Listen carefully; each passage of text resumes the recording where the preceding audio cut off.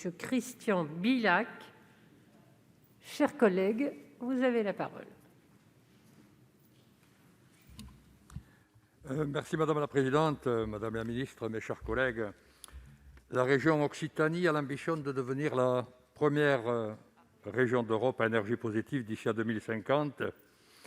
Pour cette transition énergétique, elle mise sur un volet hydrogène très ambitieux. Pionnière, elle a labellisé territoire d'hydrogène depuis 2016.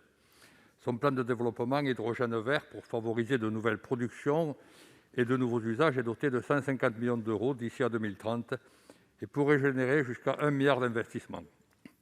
Déjà, les projets idéaux, e-port avec l'aéroport de Toulouse-Blagnac ou encore IDOC autour du port La Nouvelle sont lancés. L'achat de 3 trains hybrides à hydrogène est programmé, ce qui est une grande première. Elle prévoit la mise en circulation de 3 250 véhicules hydrogène d'ici 2030. Dans l'Hérault à Gignac, une station de distribution va s'installer.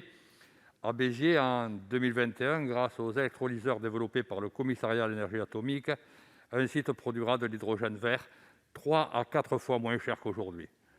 Dans ces conditions, cette énergie devient très compétitive face aux hydrocarbures et aussi en termes de bilan carbone.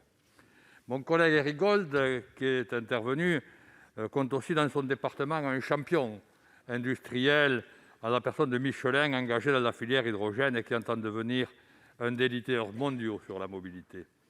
Ce n'est sans doute pas un hasard si cette région Auvergne-Rhône-Alpes concentre 80% des acteurs de la filière hydrogène en France. Mais pour relever ce défi, Madame la Ministre, il faudra résoudre une équation qui reste encore floue, celle de l'équipement de notre territoire en stations de distribution pour approvisionner les véhicules grand public en hydrogène. C'est pourquoi je vous demande, la ministre, si un plan national de déploiement de ces stations de distribution est prévu. Merci, chers collègues. Madame la ministre, vous avez la parole.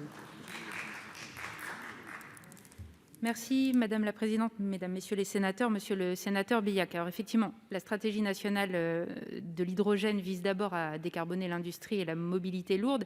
Et dans cette mobilité, nous avons actuellement... nous n'avons pas dans l'idée d'accentuer la production de véhicules hydrogène à usage des particuliers, parce que l'hydrogène s'adresse pour différentes raisons plus directement à une mobilité lourde.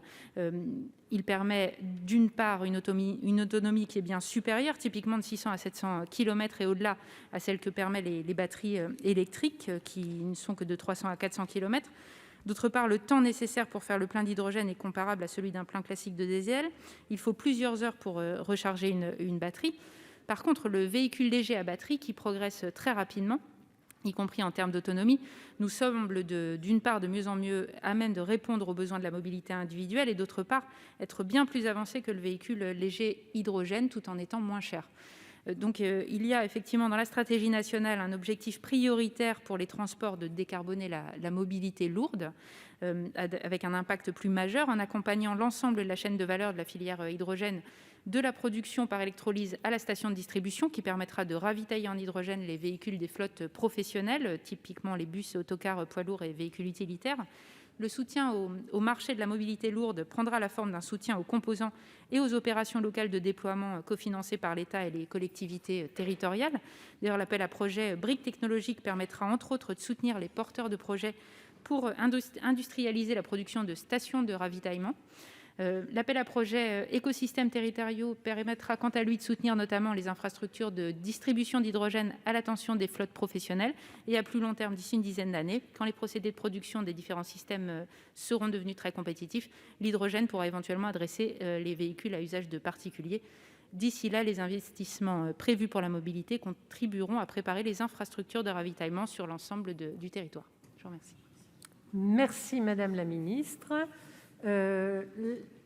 La parole, monsieur, cher collègue, vous avez 36 secondes.